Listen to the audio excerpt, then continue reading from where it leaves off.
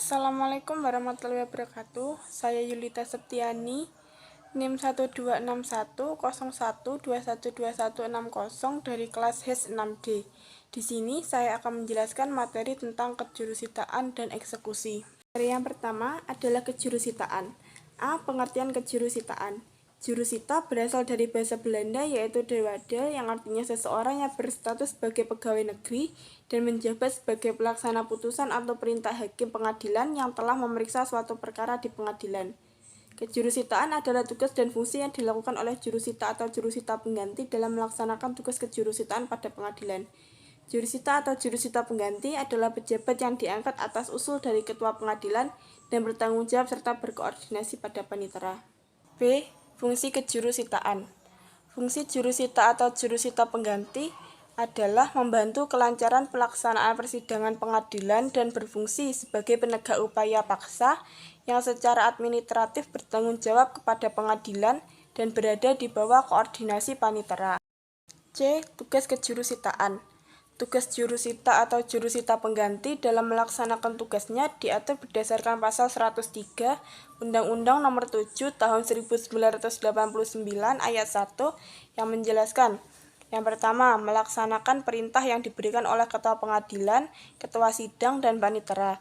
Yang kedua, melakukan pemanggilan penyampaian pengumuman dan pemberitahuan putusan pengadilan menurut cara-cara berdasarkan ketentuan undang-undang. Yang ketiga, melaksanakan tugasnya di pengadilan negeri yang bersangkutan. Yang keempat, melakukan penyitaan atas perintah ketua pengadilan dan dengan teliti apabila ada penyitaan barang.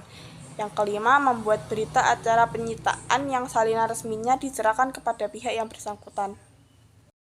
Materi yang kedua adalah eksekusi. A. Pengertian eksekusi. Eksekusi adalah rangkaian bercara dalam pemeriksaan perkara yang dilakukan secara litigasi yang dilakukan di pengadilan.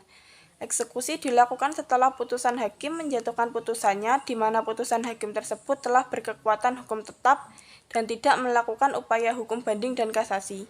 Putusan hakim dikatakan berkekuatan hukum tetap apabila pihak yang bersengketa telah menerima putusan hakim dan tidak melakukan upaya hukum lagi. Asas eksekusi putusan dapat dilaksanakan apabila putusan telah berkekuatan hukum tetap. Namun, ada yang merupakan pengecualian dari asas eksekusi yang terdapat dalam putusan 180 HIR yang putusan serta-merta. Putusan dapat dilaksanakan meskipun putusan tersebut belum berkekuatan hukum tetap. B. Fungsi eksekusi. Fungsi eksekusi adalah menjalankan putusan pengadilan yang telah mempunyai kekuatan hukum tetap dan memerintahkan mengosongkan benda tetap kepada orang yang dikalahkan. C. Tahap-tahap pelaksanaan eksekusi. Yang pertama, permohonan eksekusi. Yang kedua, telaah terhadap permohonan eksekusi. Yang ketiga, peringatan eksekusi. Yang keempat, sita eksekusi. Yang kelima, eksekusi teguran. Yang keenam, eksekusi gros akta.